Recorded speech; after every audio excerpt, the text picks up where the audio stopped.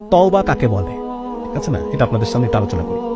তওবাটা হচ্ছে একটা গল্প বলি আমাদেরকে, যে একজন মা গ্রামের দিকে, আপনারা জানেন যে অনেক সময় শীতের শেষে, যখন শীত শেষ হয়ে গেল, এরপরে যত চাদর কাঁথা, হ্যাঁ, এগুলো সব গরম পানিতে জাল দিয়ে শুকিয়ে ভাঁজ করে তুলে রাখা হয় পরের বছর শীতের জন্য, ঠিক আছে।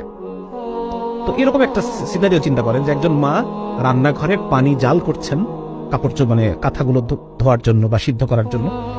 তো এমন সময় সেই মায়ের হয়তো টয়লেটের প্রয়োজন হয়েছে বা অন্য কোনো কিছুর জন্য উনি কি মনে হয়েছে উনি চলে গেছেন সে কাজটা করার জন্য। ওখানে পানি কিন্তু টকবক করে ফুটছে।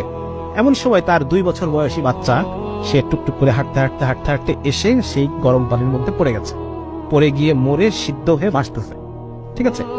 এখন ওই মা রান্নাঘরে প্রথম পা দিয়ে চুলার দিকে, মানে ওই পাতিলের গরম পানির যে পাতিল, সেই ডেকচি, সেদিকে তাকিয়ে এই মায়ের প্রথম ফিলিংসটা কি হবে?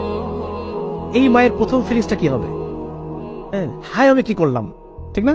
এই মায়ের এই চুলার দিকে তাকিয়ে তার প্রথম যে ফিলিংস, হায় আমি কি করলাম, এটাকে বলে তওবা। দিস ইজ তওবা। হ্যাঁ, এই মা তার বাকি জীবনে যদি আরো 80 বছর বাঁচে, সে আর কোনোদিন ওই দরজা খোলা রেখে যাবে না।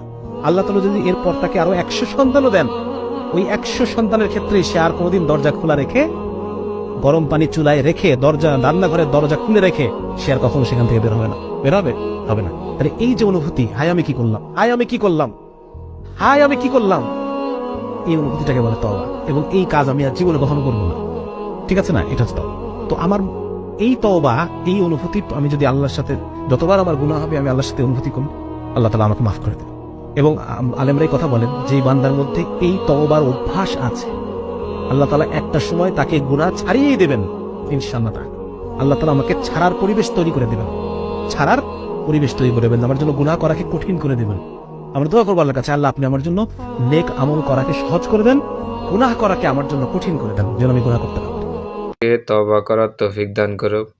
আর ভিডিওটি সবার কাছে শেয়ার করে দিবেন, যেন অন্য ভাই দেখতে পারে।